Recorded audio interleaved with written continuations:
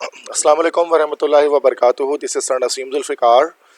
और जैसे कि आज 11 ऑफ जून को NED university of engineering and technology का फर्स्ट टेस्ट हुआ और राउंड वन का डे वन हुआ है। तो काफ़ी स्टूडेंट्स ने मुझे रिक्वेस्ट की कि मैं इसके एमसीक्यूज़ जो है वो बता दूं कि राउंड वन में कौन से एमसीक्यूज़ आज आए, ताकि जो बच्चे कल या परसों या उसके नेक्स्ट डे टेस्ट जिनका होने वाला है उनको थोड़ा सा आइडिया हो जाए और हिंट हो जाए कि किस तरह के क्वेश्चन एनईडी में आस्क किए गए हैं। तो केमिस्ट्री और इंग्लिश के हवाले से मैं ये वीडियो बना रहा हूँ। तो वो तमाम स्टूडेंट्स के लिए जो राउंड वन में अपेयर हो रहे हैं या फिर राउंड टू में अपेयर होंगे, ठीक है। तो इससे पहले कि मैं वीडियो को स्टार्ट करूं, अगर आप में से कोई भी स्टूडेंट एनईडी यूनिवर्सिटी के ऑथेंटिक पास पेपर्स आपको चाहिए तो ये मेरा व्हाट्सएप नंबर है 0300-215-2272। इस नंबर पर आप मुझे व्हाट्सएप कर सकते हैं, तो मैं आपको एनईडी यूनिवर्सिटी के ऑथेंटिक पीडीएफ तमाम सब्जेक्ट्स के प्रोवाइड कर दूंगा। या फिर अगर आपने आज टेस्ट दिया है या कल टेस्ट देंगे और आपको डिफरेंट एमसीक्यूज़ पता लगें, तो वो एमसीक्यूज़ आप मुझे इस व्हाट्सएप नंबर पर अगर आप मुझे भेज देंगे, तो इस तरह से मैं क्या करूँगा कि एमसीक्यूज़ के जो है यहाँ पर सॉल्व कर दूंगा, ताकि तमाम स्टूडेंट्स को यहाँ पर बेनिफिट पहुँचेगा।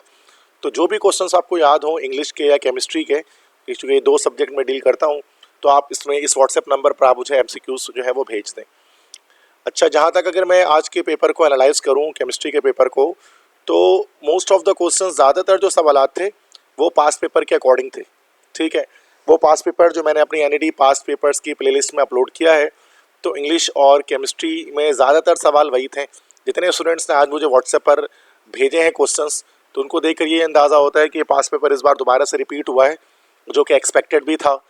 तो और तमाम सब्जेक्ट्स में शायद ऐसे ही हुआ है।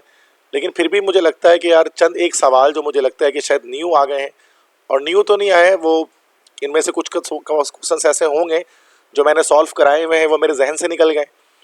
या फिर इनमें से कुछ क्वेश्चन ऐसे भी हैं जिनके आंसर्स में बच्चों को कन्फ्यूजन है कि सर इसका ये आंसर होगा कि ये आंसर होगा। तो वो इस हवाले से मैंने ये वीडियो बना दी ताकि वो कन्फ्यूजन भी क्लियर हो जाए। जैसे कि एक क्वेश्चन तो जैसे मैंने यहाँ पर मेंशन नहीं किया है, वो हाइड्रोजन के बारे में है कि अक्सर स्टूडेंट मुझे व्हाट्सएप पे पूछने के सर ये जो हाइड्रोजन गैस, ये हाइड्रोजन होता है, वो कौन सा एजेंट है, ऑक्सीडाइजिंग एजेंट है, रिड्यूसिंग एजेंट है, या दोनों है। तो आपको याद रखना है कि हाइड्रोजन जो है ना वो रिड्यूसिंग एजेंट है। तो हाइड्रोजन को मेनली जो है वो हाइड्रोजन एक रिड्यूसिंग एजेंट है, रिड्यूस करने के लिए इस्तेमाल किया जाता है। इस तरह के और कई क्वेश्चंस जो हैं वो जो मैं यहाँ पर मैं आपको बताऊंगा जिसमें कन्फ्यूजन्स हैं, ठीक है। तो केमिस्ट्री राउंड वन के एमसीक्यूज़ पहले हम देख लेते हैं, आज के एमसीक्यूज़ जो मुझे मिले हैं। तो फर्स्ट है, in ethene double bond exist due to dash. Ethene में डबल बॉन्ड एग्जिस्ट करते हैं किस वजह से? Sigma bond overlapping, pi bond overlapping, both है एंड बी। तो इथीन जो होता है, इथीन क्या है बेटा हमारे पास, जैसे C2H4, ये इथीन होता है जिसमें कार्बन कार्बन डबल बॉन्डेड है, और फिर इस तरह से ये हमारे पास 4 हाइड्रोजन इसमें अटैच हैं, ठीक है। अब यहाँ पर आप देख सकते हैं कि इसमें कार्बन कार्बन जो डबल बॉन्ड बनता है, तो इसमें एक सिग्मा बॉन्ड हमारे पास होता है और एक हमारे पास पाई बॉन्ड भी होता है। तो सिग्मा और पाई बॉन्ड दोनों होते हैं, तो सिग्मा बॉन्ड ओवरलैपिंग भी होती है और पाई बॉन्ड ओवरलैपिंग भी होती है। दैट्स वाई इसका आंसर हमें यहाँ पर सी करेक्ट लगता है, both A and B. Second है, which one of the following is the highest unit of energy. तो ये भी एक न्यू क्वेश्चन मुझे मिला केमिस्ट्री में कि हाईएस्ट यूनिट ऑफ एनर्जी कौन सी होती है, joule, calorie, electron volt, kilo joule. तो इन तमाम में जो सबसे हाईएस्ट यूनिट ऑफ एनर्जी है वो हमारे पास किलो जूल है, ठीक है। तो कि 1 किलो जूल में हमारे पास, हमें पता है कि अगर 1 किलो जूल लेंगे तो it is equal to 1000 joule, ठीक है। तो ये मैक्सिमम हो जाएगी वैल्यू। थर्ड है, the ability of carbon to form long chain compounds is called dash. ये काफ़ी आसान है, तो कैटिनेशन कहते हैं कार्बन की लॉन्ग चेन और रिंग बनाने की खसूसियत को। क्वेश्चन 4 है, nitric acid in acidic medium shows dash. Nitric acid जो है वो एसिडिक मीडियम में कौन से रिएक्शंस को शो करता है? अब ये इसको अगर हम बेंजीन की रिएक्शन के लिहाज से देख लें तो ये थोड़ा सा एमसीक्यूज समझने वाला है कि अगर हम इसमें अगर बेंजीन ले लेते हैं और बेंजीन का रिएक्शन अगर हम नाइट्रिक एसिड से करते हैं, वैसे तो नाइट्रिक एसिड ऑक्सीडाइजिंग एजेंट होता है, लेकिन जब ये नाइट्रिक एसिड अगर हम इसको ले लेते हैं मतलब एक एसिडिक मीडियम में, लाइक सल्फ्यूरिक एसिड की मौजूदगी में, तो अब क्या होता है कि हमारे पास नाइट्रेशन ऑफ बेंजीन हो जाती है और बेंजीन रिंग के साथ हमारा NO2 ग्रुप अटैच होकर नाइट्रोबेंजीन बना लेता है और वाटर लिबरेट हो जाता है। तो ये जो रिएक्शन है नाइट्रेशन कहलाता है, और उसमें जो हमारे पास ये जो नाइट्रिक एसिड और H2SO4 इसका जो मिक्सचर होता है, तो ये हमारे पास कहलाता है नाइट्रेटिंग एजेंट। तो यहाँ भी ऑप्शन होना चाहिए नाइट्रेटिंग एजेंट। कि एसिडिक मीडियम में नाइट्रिक एसिड हमेशा नाइट्रेटिंग एजेंट के तौर पे यूज़ किया जाता है। क्वेश्चन 5 है hydrogen produce in large scale on reaction with dash. Large scale में हाइड्रोजन नेचुरल गैस के थ्रू हमारे पास बनाई जाती है बड़ी तादाद में, जिसको स्टीम कोक प्रोसेस कहते हैं, जिसमें मीथेन जो है नेचुरल गैस, उसका रिएक्शन हमारे पास स्टीम से होता है और फिर इससे हमारे पास कार्बन मोनोऑक्साइड और हाइड्रोजन गैस बनती है, जो कि एक तरह से वाटर गैस कहलाती है। इस वाटर गैस से फिर डिफरेंट प्रोसीजर्स के थ्रू हम लोग हाइड्रोजन गैस को सेपरेट करते हैं। तो ये ओल्ड बुक का टॉपिक है, लेकिन ये एमसीक्यूज आता है। नेचुरल गैस के जरिए लार्ज स्केल में बनाया जाता है। अच्छा, वाटर के जरिए भी बनाया जाता है, वाटर की इलेक्ट्रोलिसिस करके, लेकिन इसे हम लार्ज स्केल में नहीं बनाते हैं, बट इससे purest form of hydrogen gas हमें हासिल होती है। क्वेश्चन 6 है which hydride is electron deficient. Deficient के मतलब होता है कमी। किस हाइड्राइड में, हाइड्राइड किसे कहते हैं? Hydride is actually the binary compounds of hydrogen. ठीक है, तो जो बाइनरी कंपाउंड्स होते हैं हाइड्रोजन के, तो उनको कहा जाता है हमारे पास हाइड्राइड्स। ठीक है, बाइनरी कंपाउंड्स ऑफ हाइड्रोजन। ठीक है, तो कौन से हाइड्राइड जिनमें इलेक्ट्रॉन की कमी है?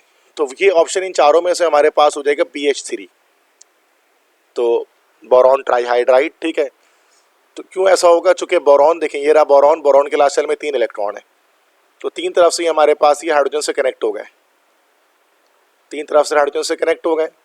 अब बोरॉन के लास्ट शेल में यहाँ पर 6 इलेक्ट्रॉन बच रहे हैं, ऑक्टेट कंप्लीट करने के 2 इलेक्ट्रॉन की कमी इसमें, तो ये हमारे पास इलेक्ट्रॉन डेफिशिएंट हाइड्राइड है।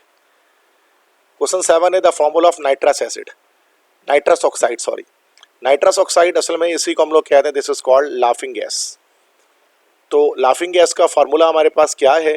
This is N2O, nitrous oxide या डाई नाइट्रोजन मोनोऑक्साइड जिसको हम कहते हैं। 8 है excess alcohol chlorine and calcium hydroxide reacts to form. ये भी एक न्यू क्वेश्चन मुझे मिला है, जो शायद आज ऐड किया गया एनडीडी के अंदर, कि अगर हम अल्कोहल ले लेते हैं, एक्सेस अल्कोहल लाइक CH3OH, और उसके रिएक्शन फिर हम कराते हैं Cl2 के साथ in the presence of calcium hydroxide, तो फिर उसमें हमारे पास क्या बनता है? इससे हमारे पास CHCl3 बनता है, this is called as chloroform. तो इसका आंसर क्लोरोफॉर्म होगा। क्वेश्चन 9 है rate of reaction for aqueous state is independent of dash. तो बेटा एक्वस स्टेट में जब भी रिएक्शन हमारा होता है, तो ये रिएक्शन हमारा होता है बेटा जीरो ऑर्डर, और जीरो ऑर्डर रिएक्शन आपको पता है कंसंट्रेशन पे डिपेंड नहीं करता, तो यहाँ पर बी ऑप्शन हो जाएगा concentration. Next EDTA is a ligand dash. EDTA कौन सा लिगेंड है? तो EDTA जैसे कि आप जानते हैं, this is actually ethylene diamine tetra acetate.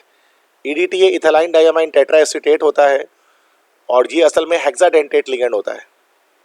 Hexadentate, hexadentate का मतलब क्या होता है? कि ये 6 इलेक्ट्रॉन पेयर्स दे सकता है एसेंटल मेटल एटम को। अगर हम इसके स्ट्रक्चर ड्रॉ करेंगे, जो मैं भी बना नहीं रहा, ठीक है, बट ये सेकेंडरी के लेक्चर्स में कवर हुआ है, तो हेक्साडेंटेट लिगेंड ये 6 इलेक्ट्रॉन पेयर देता है इथाइलिन डाइअमाइन टेट्रा एसीटेट।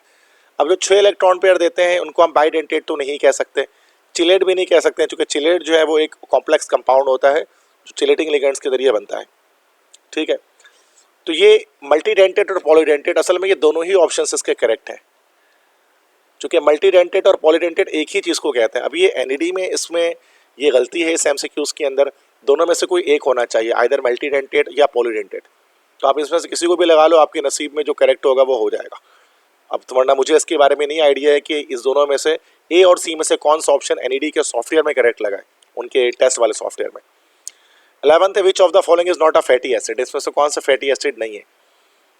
तो फैटी एसिड हम लोग किसे कहते हैं? फैटी एसिड के लिए याद रखिएगा कि फैटी एसिड जितने भी हमारे पास होते हैं कार्बोक्सिलिक एसिड होते हैं, लेकिन ये स्ट्रेट चेन वाले होते हैं, ये ओपन चेन होते हैं।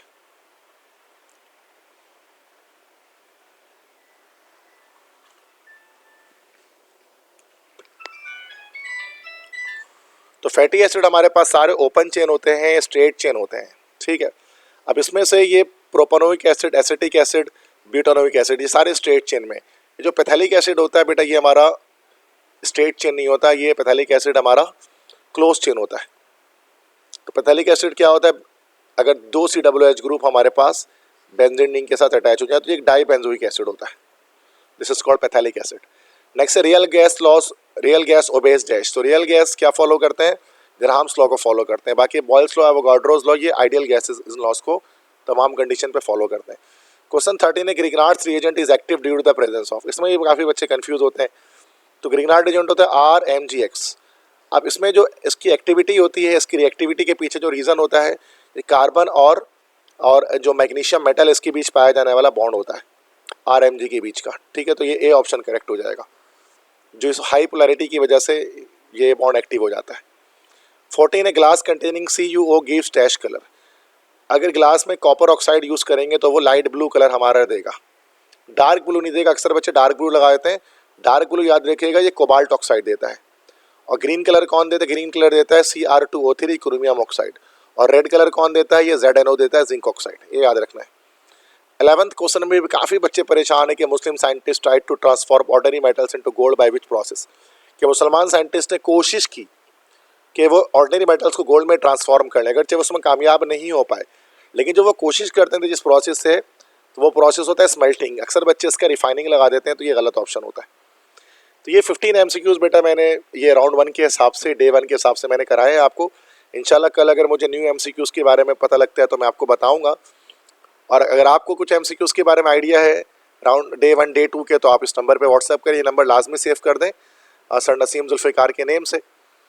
बाकी इंग्लिश में जहाँ तक बात है, इंग्लिश में तो वैसे तो चीज़ें ज़्यादातर रिपीटेड हैं, सिनोनिम्स वगैरह जो देखा है वो भी पास्ट पेपर के अकॉर्डिंग है।